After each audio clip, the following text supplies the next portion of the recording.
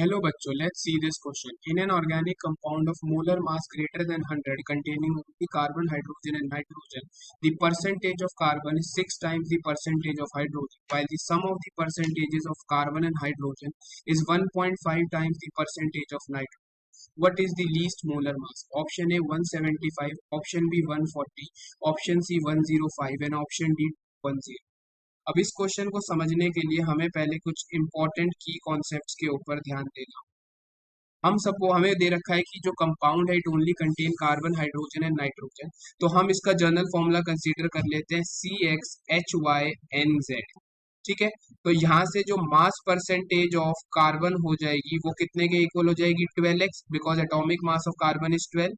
Similarly mass percentage of hydrogen will be equal to pi and mass percentage of nitrogen will be equal to 14 into Z, because atomic mass nitrogen का कितना होता है? 14 होता है। अब हमें given है कि percentage of carbon is 6 times the percentage of hydrogen. ठीक है, परसेंटेज ऑफ कार्बन कितनी है? 12x है। It is 6 times the percentage of hydrogen, that is y। तो यहाँ से हमारा y कितने के इक्वल आ गया? 2x के इक्वल आ गया। इसको मैं इक्वेशन 1 लेवल। फिर हमें बोला है percent sum of the percentage of carbon and hydrogen is 1.5 time the percentage of nitrogen. Carbon की परसेंटेज कितनी है? 12x है। हाइड्रोजन की परसेंटेज कितनी है हमारे पास? y। It is equal to 1.5 times of 14z। ठीक है जी, तो इसको हम लिख सकते हैं 12x प्लस y। 1.5 क्या होता है? 3/2 हो जाता है। 14z, ये यहाँ से कैंसिल होगा तो 7 बच जाएगा। तो 12x plus Y equal to 21z हमारे पास आ रहा है। और अभी हमने देखा था इक्वेशन 1 में y कितने के इक्वल था? 12x के, 2x के इक्वल। तो यहाँ पे आ जाएगा 14x इक्वल टू 21z। तो x कितना आ गया? 21/14z, यानी 3/2z, यानी 1.5z के इक्वल x की वैल्यू हमारे पास निकल के आ गई है। तो यानी हमारा जो जर्नल फॉर्मूला था CXHYNZ, वो अब क्या बन जाएगा हमारे पास? अगर मैं इसको सॉल्व करूंगा, x की वैल्यू की जगह आ जाएगा 1.5z, h y की वैल्यू कितनी थी? 2x, यानी अगर z की टर्म में लिखेंगे तो हमारे पास कितना आ जाएगा? 3z के इक्वल आ जाएगा y।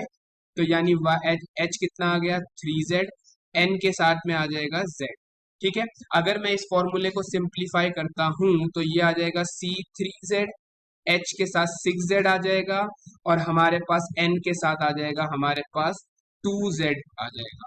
ठीक है, ठीक है, क्योंकि हमने इसको सिंपलेस्ट होल नंबर रेशियो में कन्वर्ट करने के लिए 2 से मल्टीप्लाई कर दिया। ठीक है जी, अब हमारा जो फॉर्मूला आया है वो आया है C3z H6z and N2z। ठीक है जी, अब हम इसके केस में z की वैल्यू को अगर 1 रखते हैं तो हमारा फॉर्मूला बनेगा C3H6N2। अगर मैं इसका मोलिकुलर वेट निकाल के लाऊंगा 3 into 12 plus 6 into 1 plus 2 into 14, क्या आ गया? 36 प्लस 6 प्लस 28। ये हमारे पास कितना निकल के आएगा? 70 ग्राम निकल के आएगा। बट हमें क्या गिवन है कि जो मॉलिक्यूलर मास है हमारे कंपाउंड का वो कितना है? इट इज ग्रेटर देन 100 ग्राम, यानी z की वैल्यू 1 नहीं हो सकती। अब हम क्या रखेंगे? z की वैल्यू को 2 रखते हैं। तो z की वैल्यू को अगर मैं 2 रखूंगा तो मेरा C 6 आ जाएगा, h के साथ आ जाएगा 12, n के साथ आ जाएगा हमारा 4। तो अब हम निकालेंगे 6 into 12 plus 12 into 1 plus 4 into 14। 12 6 72 plus 12 plus 14 4 56। तो ये हमारे पास कितना निकल के आएगा? 140 ग्राम, विच इज ग्रेटर देन 100 ग्राम। यानी हमारा लीस्ट मोलर मास कितना हो जाएगा? 140 ग्राम। यानी हमारा करेक्ट आंसर हो गया ऑप्शन बी।